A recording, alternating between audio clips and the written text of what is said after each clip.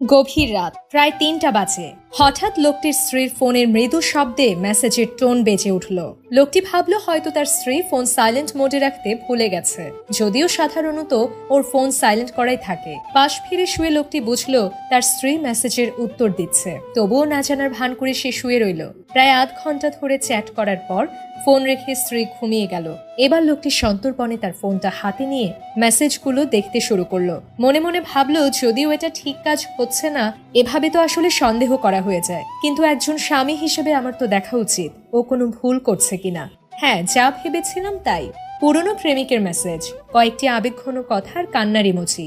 ঘরে তখন মৃদু নীল আলো চলছিল। লোকটি সেই আবছা আলোয় স্ত্রীর মুখের দিকে তাকালো। মায়াবী মুখটাতে বিষাদের ছায়া। এতদিনের সম্পর্ক এত সহজে হয়তো মন থেকে মুছে ফেলতে পারছে না, কিন্তু ছেলেটার উচিত ওর সাথে যোগাযোগ বন্ধ করে দেওয়া। সে এখন অন্যের স্ত্রী। এখন যদি আমি এই নিয়ে ওকে কথা শোনাই, কষ্ট দেই, তাহলে সেই ছেলেটাই এর জন্য দায়ী থাকবে। ভালোবাসা থাকলে এমনটা করা উচিত না। লোকটি তার স্ত্রীর মোবাইলে ছেলেটার নম্বরটা মুছে দিয়ে অন্য একটা নম্বর একই নামে সেভ করে রাখলো আর নম্বরটা কল এবং মেসেজ ব্ল্যাকলিস্টে ফেলে দিল। স্ত্রী অবশ্য কিছুই টের পেল না, কিন্তু লোকটি এইটুকু নিশ্চিত হলো যে তার স্ত্রী নিজ থেকে মেসেজ শুরু করেনি। ছেলেটা মেসেজ করলে হয়তো পুরনো সম্পর্কে টানে উত্তর দেয়। দোষ জারি থাকুক, বুকের ভেতর একটা চাপা কষ্ট অনুভব করলো। এরই মধ্যে ভোরের আলো ফুটেছে। মসজিদের মাইকে ভেসে আসা আজানের সুর কানে এলো।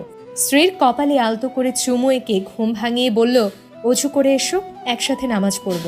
স্ত্রী বিছানা ছেড়ে উঠে অজু করতে গেলে ফিরে এসে নামাজে দাঁড়ালো।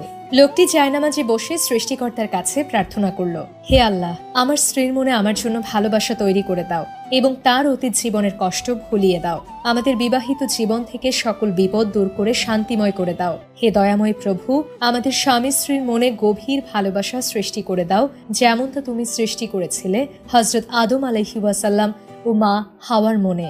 স্ত্রী নামাজ শেষ করে স্বামীকে বলল, আমাকে একটা নতুন সিম কিনে দেবে? ওই নম্বরটা শুধু তুমি আর বাবা মা জানবে, আর কেউ না। লোকটি মনে মনে ভাবল, আল্লাহ তার দোয়া কবুল করেছেন। আনন্দে তার চোখ থেকে কয়েক ফোঁটা অশ্রু গড়িয়ে পড়ল। লোকটি পরম শান্তিতে স্ত্রীকে বুকে টেনে নিল, যেন জান্নাতের শীতল বাতাস এসে দুজনের মন জুড়িয়ে দিল। বন্ধুরা, বিয়ে আল্লাহর দেওয়া এক পবিত্র বন্ধন। মহান আল্লাহর কাছে ভালো কিছু চাইলে তিনি অবশ্যই পূরণ করেন, তবে হয়তো একটু সময় লাগে। আর জীবনে সবকিছু চাইলেই পাওয়া যায় না। কিছু জিনিস না পেলে হতাশ হওয়া উচিত না, কারণ আল্লাহ যা করেন ভালোর জন্যই করেন।